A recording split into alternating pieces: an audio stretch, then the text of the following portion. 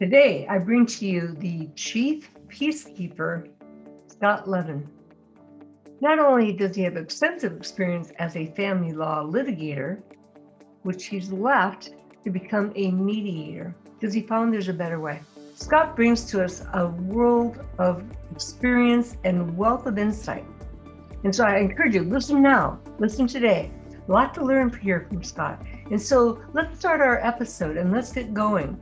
Learn more about what you can do differently in approaching divorce and the mindset it takes. And so listen up. It's right here. Dr. D, the Mindset Doc.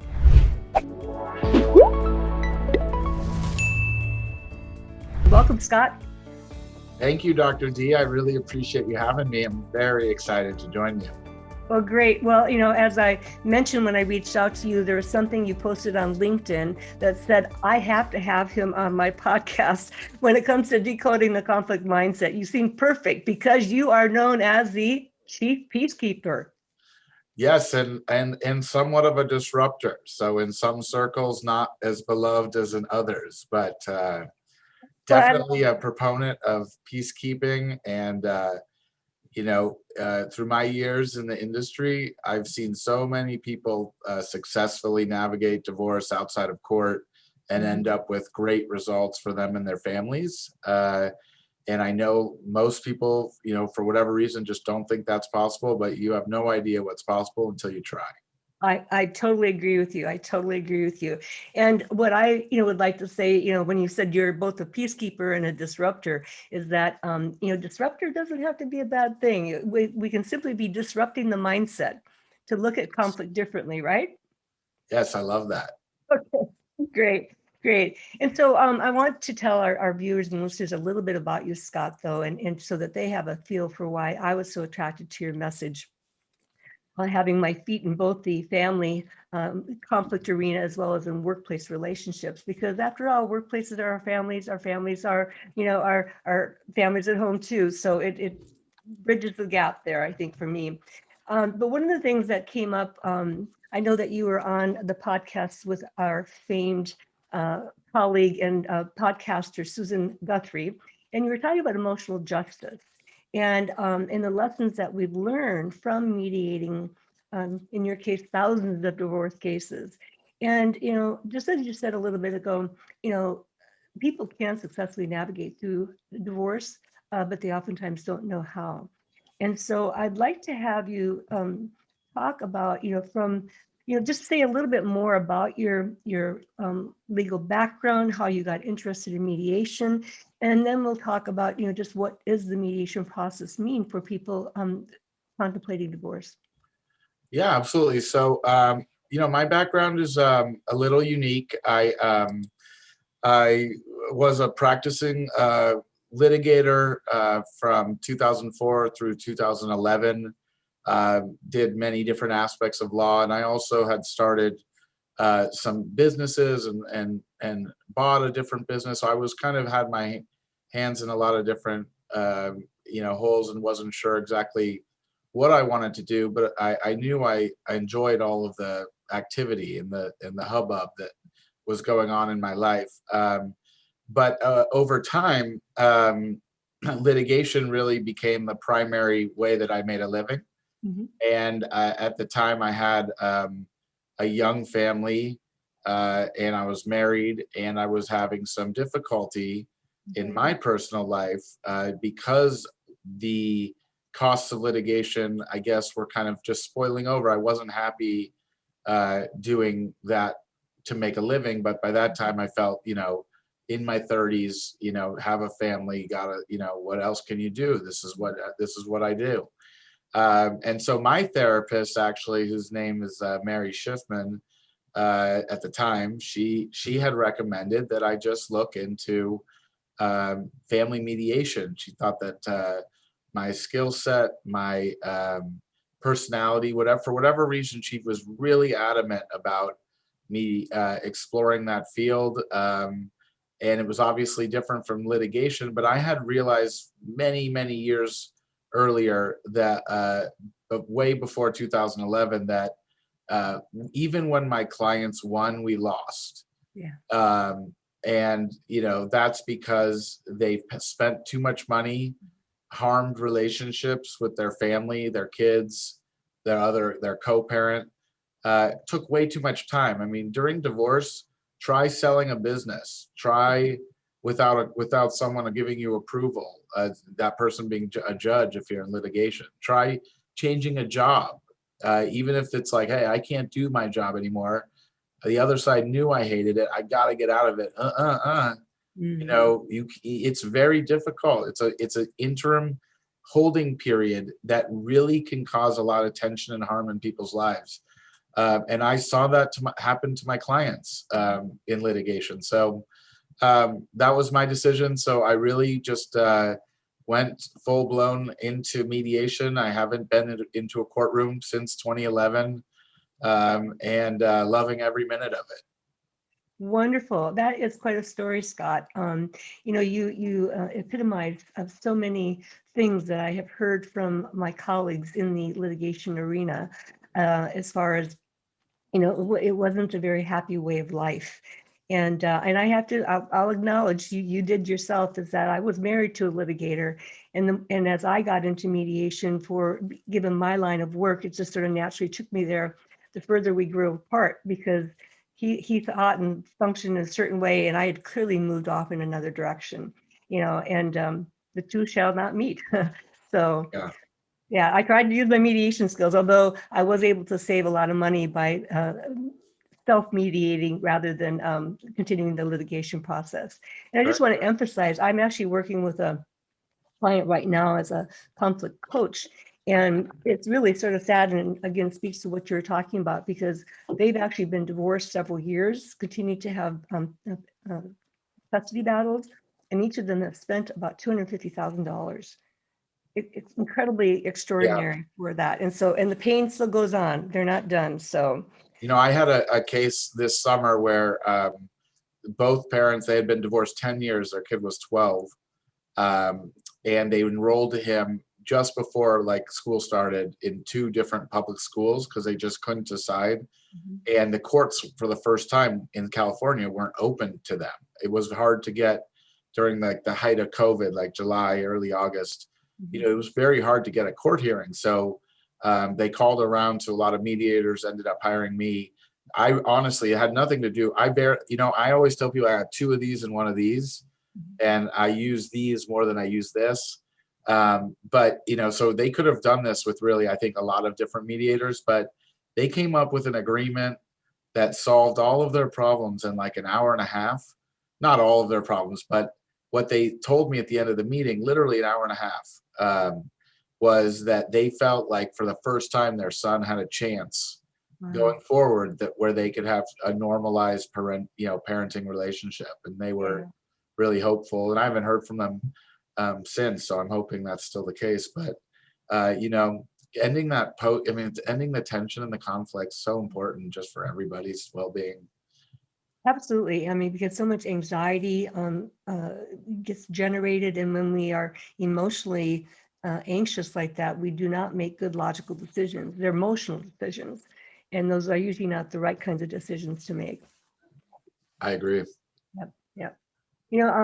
So you've already given an example of how peacekeeping can be a solution to saving families undertaking divorce. What else would you like to share with our viewers and listeners about that? I always say to people that call me and are interested in, are starting off the divorce process, my best advice to them is to interview a few mediators and try to start the process there. Mm-hmm. If you can just start mediation, you're going to be shocked at how far you get quickly. I mean, just all the little agreements that in litigation, the little agreements, they add those at the end. So they fight over the big stuff, which is like the conflict, but they never get to the little stuff, and then they just add that really quickly at the end. But I mean, if you can figure out, life insurance, the cars, all of a sudden you're on a roll. You're hearing yes, you're hearing compromise, you're hearing, oh, your car's only worth, $3,500 more, whatever. You don't need to do a buyout. Oh, wow, that's interesting. Okay, well, that's not what I expected. I mean, this isn't how it goes for everyone. I'm just saying, if you can get the momentum going, mm-hmm. you will be shocked at the result, and how compromise just will happen. Yeah. Yeah. You remind me, Scott, of one of Stephen Covey's habits of highly effective people. The Yes. fifth habit is seek first to understand before you seek to be understood. And so when you apply that to negotiation is know and understand what the other person wants that you want less, and then give it. That's a law of reciprocity, because if you give them something they want, then they're more likely to give you back what you want. And that also works at those little jabs when people are having, like, the assets and debts are one thing, but like the parenting is another. A lot more emotions sometimes are behind that. But if you start getting that momentum, what happens is that those little jabs will stop coming from one side to the other. Or if you can just not ignore those little jabs or those ouch statements, the other side will get the idea, oh, we're really doing this differently now. Oh, we're not going to go down this road that we've been, going down, for 8 years. Okay, well, and then the mediators there encouraging you to act like an adult, like this is big boy and big girl time. Yeah. Big decisions, the most important contract you're probably ever going to sign, unless you are, got a lot else going on business wise. But I mean, it's an important agreement, and we have to act like adults, and everyone all of a sudden has got their business mind hat on, and they're treating each other with respect and trying to come up with solutions. I really believe that I believe in momentum because I've seen it happen so many times. Yes, and absolutely, it's getting that cart rolling, so to speak, and with that, then too, I know a lot of the work I focus on, and that's why I talk about mindset, is that if we are mindful of how other people are behaving, we can make choices for how we show up and then influence a redirection. And so it's not going where they go, and instead saying, okay, how can I look at this differently? And so I do a lot of coaching with people on how to respond to those jabs, and how not to get so emotionally, triggered and fired up.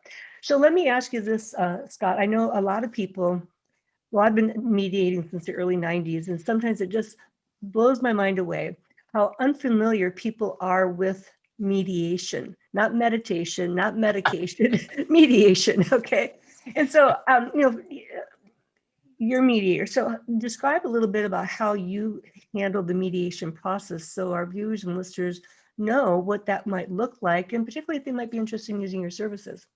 Yeah, so the first thing I tell people is that, every couple's different. So in mediation, it really is customizable to what they think that they would like. But traditionally, if there's not a sentiment, otherwise, I like to do, when someone calls me, I really like to do a joint consultation. So I spend very little time talking to one person outside of the room with the other. I really, of course, that first person wants to ask all sorts of questions.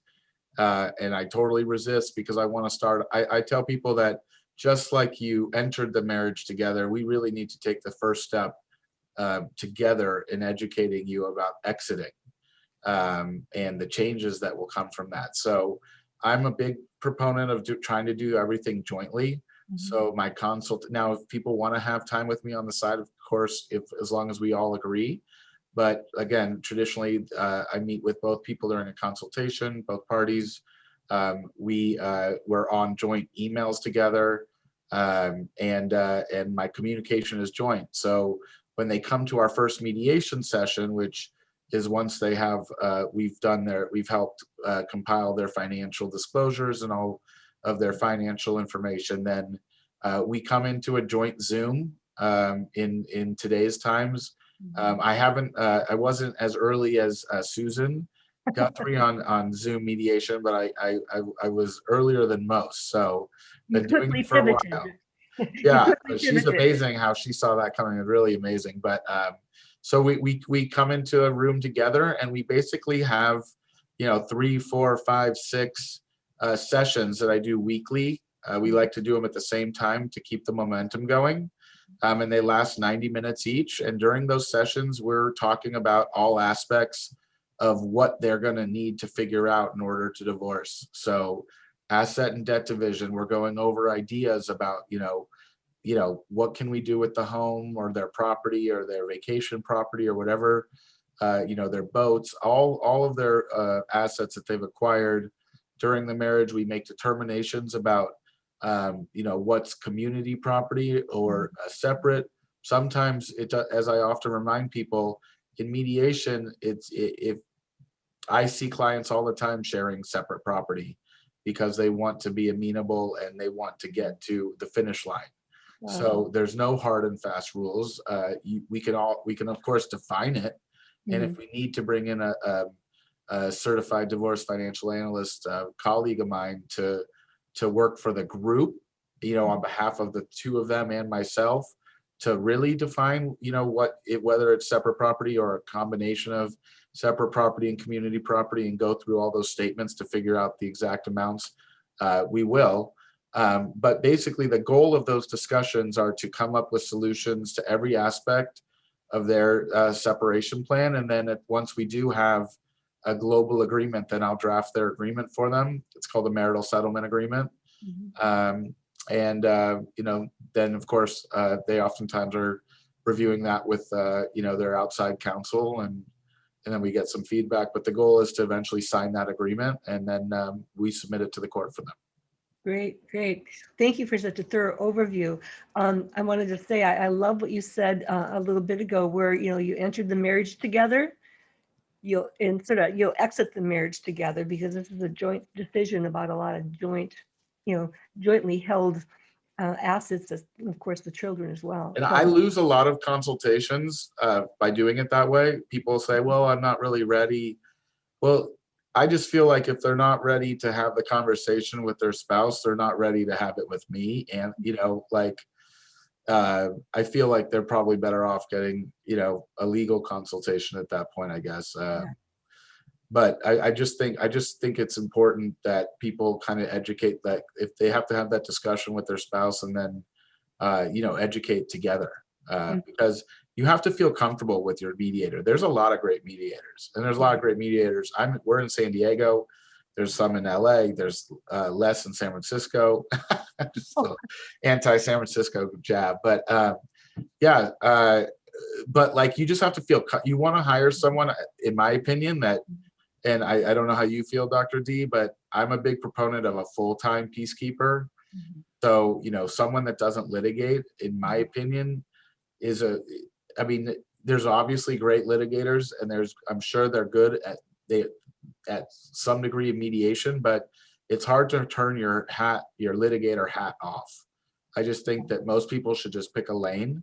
That's what I've done. I turn a ton of litigation work away because I just, I believe in this one thing, and that's what I've really honed my skills at. So I want people to find an attorney, full-time mediator, or even if a therapist, but someone that believes in the process of mediation. Yeah. Well, you got me on board with that one. Over this past year, I, again, with my work around mindset, and I used to train professionals to become mediators, so have long been aware that not every litigator can make that mindset shift. And so one of the things I've done that's soon to be launched, I'm excited to share, is that we have what we call the Agile Lawyer Mediator interview series.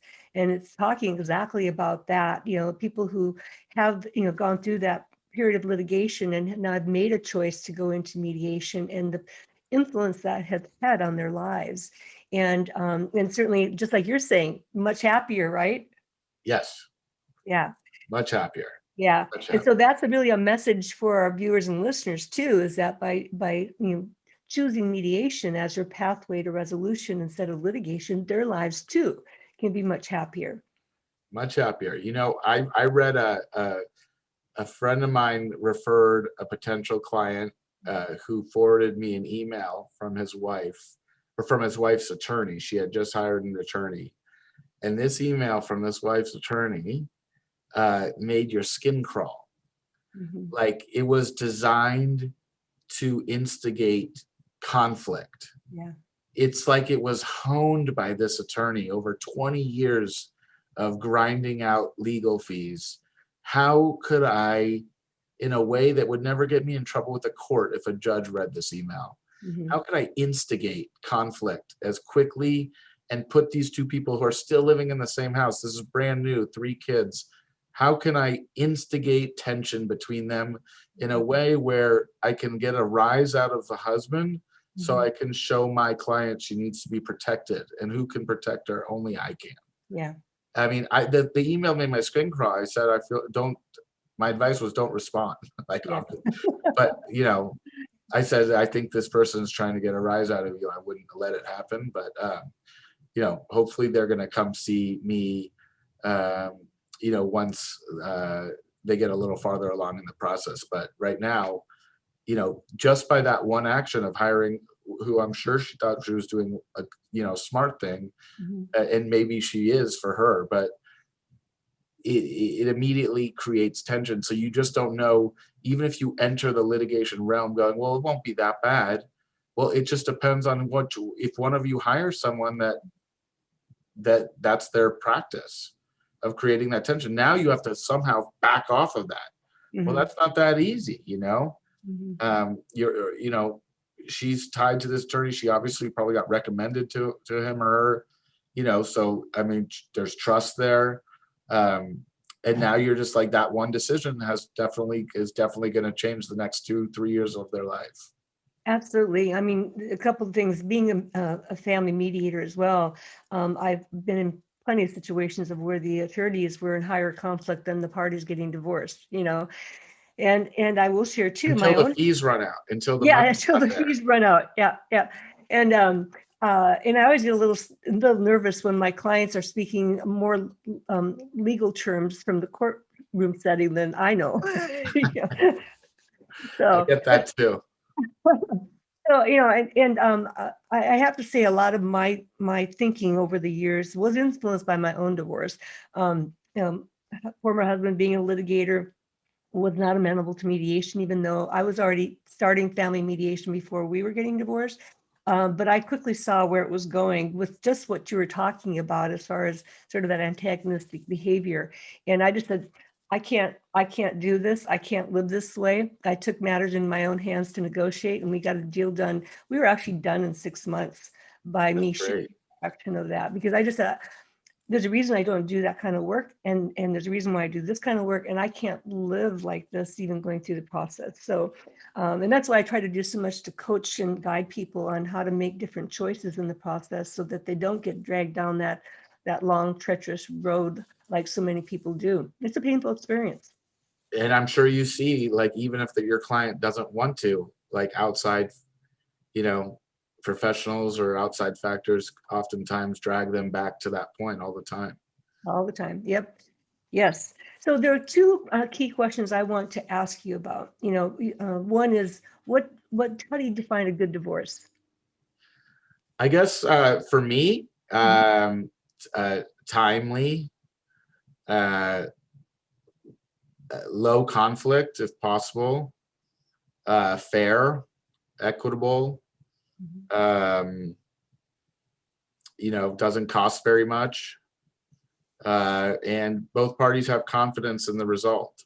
They've because I oftentimes will bring in financial neutrals and emotional neutrals into my mediations wherever I see fit, because I'll tell people, you're saving so much money on not going into litigation.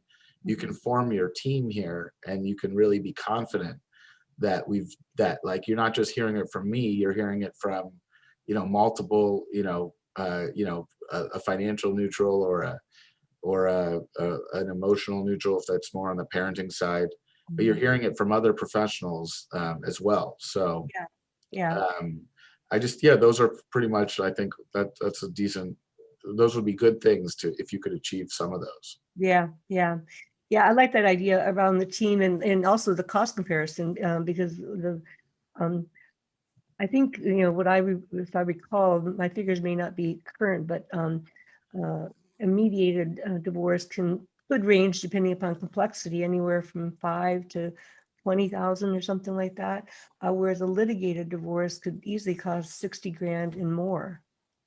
Yeah, I think those are good ballparks. Okay, yeah.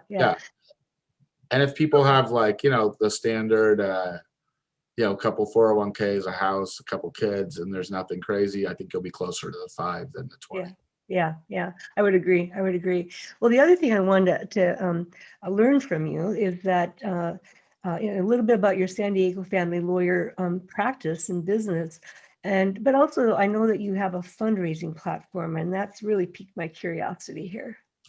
Yeah. So my wife and I actually started a company called Livesource, and it's like you said, it's a fundraising platform. So, it was really her idea to try to help nonprofits, charities, schools, all these organizations that we started back in 2015, and basically you can use it to fundraise through auctions and raffles and sweepstakes and make donations, and everyone can participate from anywhere on their phones or computers. So you don't have to go to the school fundraiser. You can just open up your computer to participate.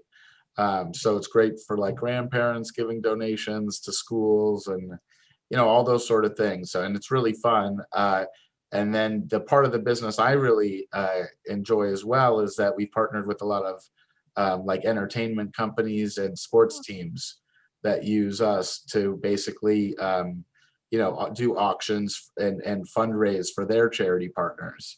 Wow. So we've gotten to go to a lot of sporting events and go on the field, and just because we've gotten to know these folks. And so it's been really fun and rewarding. My wife is doing amazing work, and she's like,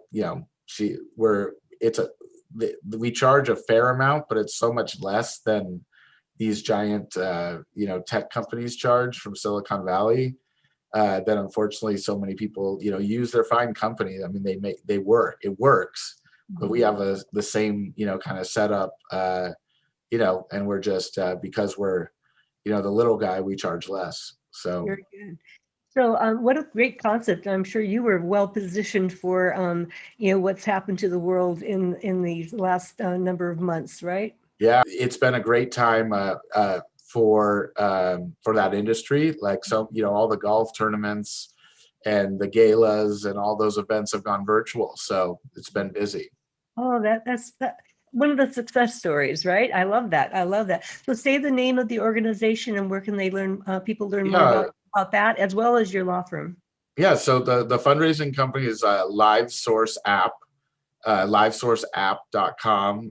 You can email hello@livesourceapp.com. And for all sorts of questions about divorce, mediation, to learn, to educate, I'm happy to educate people. You can reach me at Scott at lawyerlevin, LEVIN.com, Scott at lawyerlevin.com, or 858-255-1321. Wonderful. We'll make sure that information is readily available for our listeners and viewers. Dr. D, I enjoy your podcast so much. I've listened to them. I've watched them. I'm so thrilled that you had me on.